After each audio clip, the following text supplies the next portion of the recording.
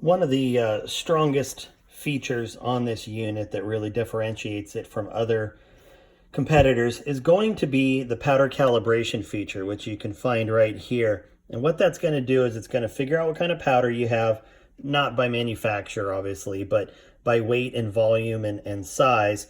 And it's going to see how it measures, and it's going to optimize this process to increase your speed times. I'll show you an example of before and after later, but here's the actual calibration process. All you do is, obviously we've calibrated the scale itself. We've zeroed it, and we're just going to push powder cal.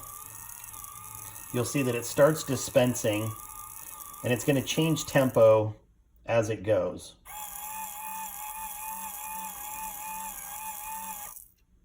And so as it does this, it's actually calculating how fast it can accurately throw a volume of powder. And I will tell you, it makes a huge difference.